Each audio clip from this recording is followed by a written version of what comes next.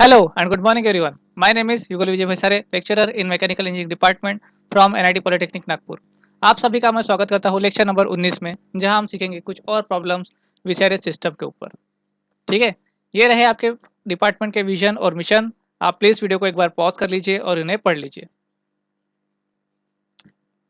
I hope सभी ने ये पढ़ लिया होगा। सो समरी ऑफ प्रीवियस लेक्चर, हम लोगों ने कुछ फॉर्मूलेस देखे थे।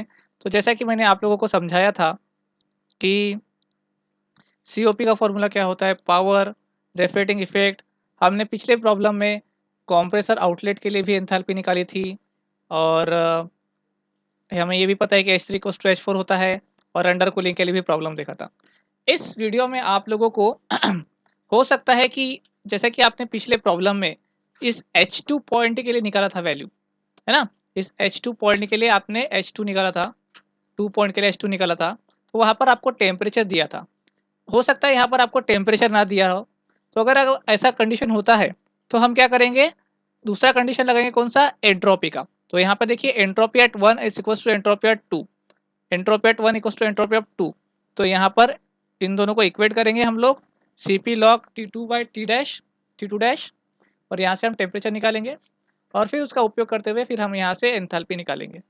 ठीक है। और अगर वेट कंडीशन रही, मतलब वेट प्रोसेस के ऊपर प्रॉब्लम है, तो हम वेट प्रोसेस के लिए फिर H1 इस फॉर्मूले से निकालेंगे, क्योंकि वहाँ पे ड्राइनेस फ्रैक्शन आ जाएगा। उसी प्रकार से एंट्रोपी भी उसी प्रकार से निकालेंगे हम लोग। ठीक है। और entropy at the end of compression, जहाँ पे वेट को प्रोसेस रही, तो हम इस फॉर्मूले से उसको निकालेंगे। ठीक है। सो चलिए आगे देख लेते हैं इन प्रॉब्लम्स को।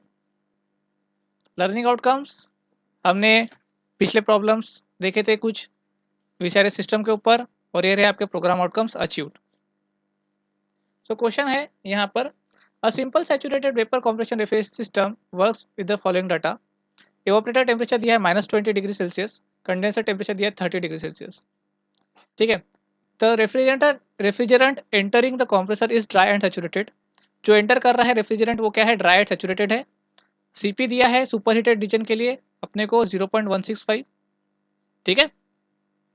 पता करना है अपने को COP, weight of refrigerant for 1 ton of electricity, और कंप्रेसर पावर निकालना है। ठीक है। ये आपको कुछ वैल्यूज दिए हैं यहाँ पर। तो चलो इसको सॉल्व करते हैं। सबसे पहले तो आप लोग क्या करेंगे, इसकी डायग्राम बना लेंगे, टीएस डायग्राम और पीएच डायग्राम। ओके। सो ये मैंने पीएच और टीएस डायग्राम बना लिए। अब गिवन डाटा लिख लेता हूँ मैं इसके बारे में। सबसे पहले फ्रॉम द प्रॉपर्टीज क्या क्या पता चल जाएगा मुझे, H1, H1 कहाँ मिलेगा मुझे, -20 डिग्री सेल्सियस पर। ठीक है। ड्राई सैचुरेटेड है तो 342.6। दूसरा क्या निकलेगा, मैं H3 निकाल सकता हूँ, है ना। H3 कहाँ पे मिलेगा मुझे, 30 डिग्री सेल्सियस पे, तो 228.54। और H2 डैश भी मैं निकाल सकता हूँ, 336.56। उसी प्रकार से S1 और S2 डैश भी निकाल सकता हूँ। ठीक है। लेकिन मुझे H2 निकालने के लिए, H2 निकालना है मुझे, तो उसके लिए मुझे टेम्परेचर निकालना पड़ेगा, है ना।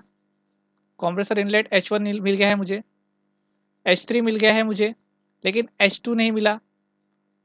H3 इक्वल टू H4 होता है तो मुझे H4 भी मिल जाएगा। H2 नहीं मिला तो H2 के लिए मैं फॉर्मूला लगा सकता हूँ। लेकिन H2 के लिए अगर मैं फॉर्मूला लगाता हूँ तो मुझे टेम्परेचर पता है कि यहाँ पे कितने डिग्री सेल्सियस पे गया है, वो नहीं पता। उसके लिए मैंने आपको पहले ही बताया, पहले में क्या बताया मैंने आपको, कि एंट्रोपी को हम इक्वेट करेंगे 1 और 2 की। ठीक है। तो entropy before compression equal to entropy after compression, S1 equal to S2। तो S1 equal to S2, S2 की वैल्यू क्या आ जाएंगी यहाँ पर, फॉर्मूला मैंने अभी आपको समझाया, S2 dash plus C P log T2 by T2 dash. ठीक है।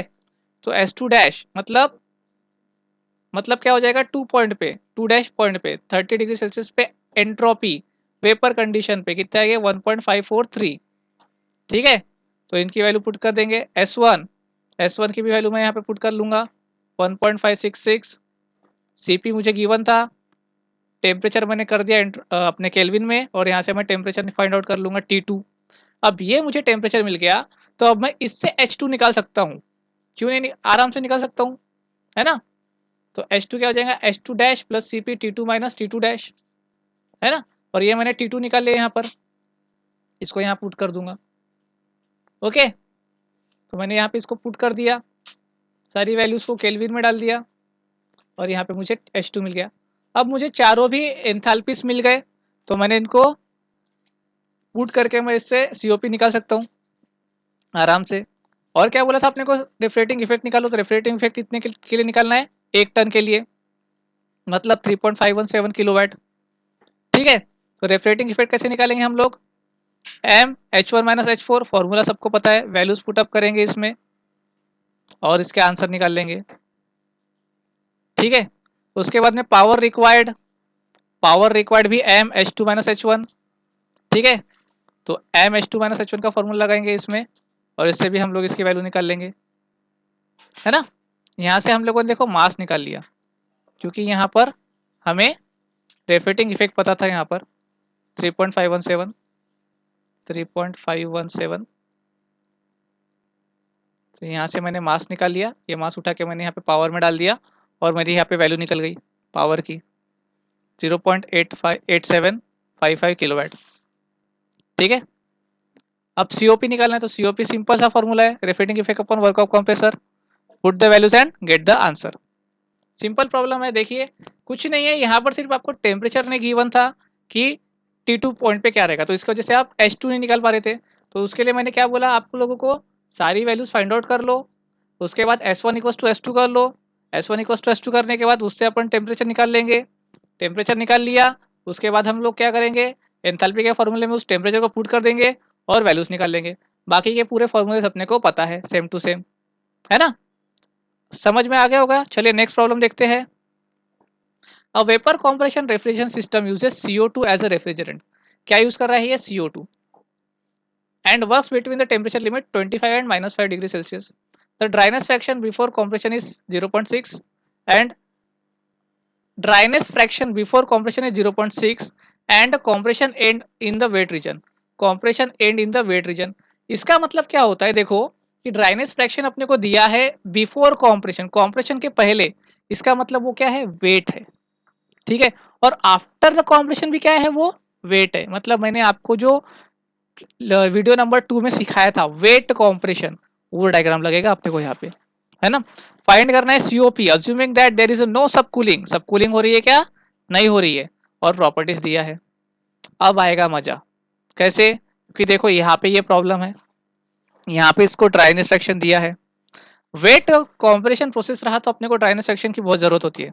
तो H1 पे ड्राइनेस फ्रैक्शन दिया, H2 पे दिया है कि अपने को नहीं दिया है, 2 पॉइंट पे नहीं दिया है अपने को। ठीक है, गिवन डेटा निकालते हैं, ये रही वैल्यूज। ठीक है, तो from the properties of table सब क्या क्या निकाल सकते हो, वैसे वैसे आप चीजें निकालते जाओ। 2 पॉइंट पे यहाँ पर देखो S2 एंट्रोपी एट 2 पॉइंट निकाल सकते हैं हम लोग, है ना, जो जो वैल्यू निकाल सकते हो, S2 डैश था ना, S2 डैश निकाल लिया, H4 डैश वो भी निकाल लिया। ठीक है, S1 डैश H3, डायग्राम देखिए, टेबल देखिए, और उस हिसाब से आप सारे वैल्यूज निकाल लीजिए। ठीक है, अब आप देखिए आपको क्या क्या मिल गया, आपको मिल गया है H3, सिर्फ H3 मिल सकता था क्योंकि ये अपने को स्पेसिफिक पॉइंट पे गिवन था, और H3 मिल गया तो अपने को H4 भी मिल जाएगा आराम से, क्योंकि बिफोर और आफ्टर सेम रहेगा, H3 इक्वल टू H4, ये मिल गया। अब अपने को H1 निकालना है भैया, H1 क्या है, वेट है, वेट कंडीशन है बिफोर कॉम्प्रेशन, फॉर्मूला बताया था मैंने आपको, क्या रहेगा, H4 dash plus X1, X1 क्या है, dryness fraction, into H1 dash minus H4 dash. ठीक है, H1 dash minus H4 dash, ये देखिए ये डैश वाला पॉइंट मतलब क्या, ये जो सैचुरेटेड लाइंस है इनका डिफरेंस ले रहे हैं हम लोग। ठीक है, H1 dash minus H4 dash, बस इनकी वैल्यूज को पुटअप करते जाइए, यहाँ से वैल्यूज निकालने का, यहाँ पे पुटअप करते जाइए। ठीक है, H4 डैश की वैल्यू वगैरह सब डाल दीजिए, आपको H1 मिल जाएगा। ठीक है, अब H1 मिल गया, H3 मिल गया, H4 मिल गया, H2 मिला क्या, नहीं मिला, H2 नहीं मिला भैया, लेकिन मेरे को पता है H2 कैसे निकालना है, लेकिन उसके लिए मुझे क्या चाहिए, ड्राइनेस फ्रैक्शन, और 2 पॉइंट पे ड्राइनेस फ्रैक्शन दिया है क्या, नहीं दिया है, तो फिर हम वही करेंगे, क्या करेंगे, S1 equal to S2, entropy before compression after compression same रहती, तो S1 इक्वल टू S2 कर लेंगे। ठीक है, वो फॉर्मूला जो मैंने आपको बताया था, S4 dash plus X1, S1 dash minus S4 dash, equals to H3 plus H2 dash minus H3 dash. ठीक है, सारे वैल्यूज़ को पुटअप कर देंगे यहाँ पर। वैल्यूज़ पुट करके यहाँ पर हम लोग x2 की वैल्यू निकाल देंगे ड्राइनेस फ्रैक्शन। और जैसे ही मुझे x2 की वैल्यू मिली तो सेम टू सेम मैं H2 के फॉर्मूले में डाल दूंगा और यहाँ से मैं H2 निकाल लूँगा। ठीक है, H2 पता चल गया तो मैं COP निकालना है। मेन काम अपना COP का है, तो COP मतलब H1 minus H4 upon H2 minus H1। Put the values and get the answer. ठीक है, अगर किसी को भी ये क्वेश्चन समझ में नहीं आया होगा तो प्लीज़ आप इस वीडियो को एक बार फिर से देखिए, आपको ये क्लियर हो जाएगा। और इसको आप अपनी कॉपी में खुद से सॉल्व करके देखिए इस क्वेश्चन को। ठीक है, तो आपके कंसेप्ट और भी अच्छे से क्लियर हो जाएंगे। ठीक है, so that's all from this question. Unit outcomes achieve हम सॉल्व कर पाए न्यूमेरिकल्स ऑन वीसीआरएस सिस्टम, और ये रहे आपके प्रोग्राम आउटकम्स अचीव्ड। एक क्वेश्चन यहाँ पर दिया है, okay, saturated ammonia vapour 15 centimetre diameter दिया है, छोटा 14 centimetre stroke twin cylinder single acting compressor दिया है, वॉल्यूमेट्रिक एफिशिएंसी दी है 80%, स्पीड दिया है 250 RPM. The refrigerator boils at -15 degree Celsius, condensate at 30 degree Celsius, liquid enters in the expansion at 21 degree Celsius.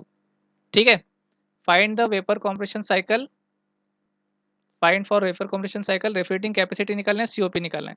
CP दिया है आपको लिक्विड और vapour condition के लिए, और यहाँ पर कुछ वैल्यूज दी है। तो यहाँ पर देखिए आप लोगों को डायमीटर, स्ट्रोक लेंथ वगैरह सब दिया है। तो जैसा कि हम लोगों ने प्रॉब्लम नंबर 1 2 3 4 5 6, तो सारे के सारे प्रॉब्लम्स का आपको कंसेप्ट यहाँ पे लगने वाला है। ठीक है, यहाँ पर आपको मास निकालना पड़ेगा, volume equals to mass into specific volume करके, है ना। और उसके बाद में इसकी कंडीशन देखनी पड़ेगी, कंडीशन के हिसाब से आपको इसमें फॉर्मूलेस लगाने पड़ेंगे। तो थोड़ा सा आप अपना दिमाग लगाइए और इसको क्वेश्चन को सॉल्व करने की कोशिश कीजिए। आंसर्स तो आपको मिल जाएंगे, लेकिन आप खुद को टेस्ट कीजिए कि आप कितना अच्छे से कर पा रहे हो। ठीक है, तो that's all from today's lecture, thank you. मिलते हैं नेक्स्ट लेक्चर में, हम पढ़ेंगे उसमें रेफ्रिजरेंट। ठीक है, तब तक के लिए कीप लर्निंग, हैप्पी लर्निंग।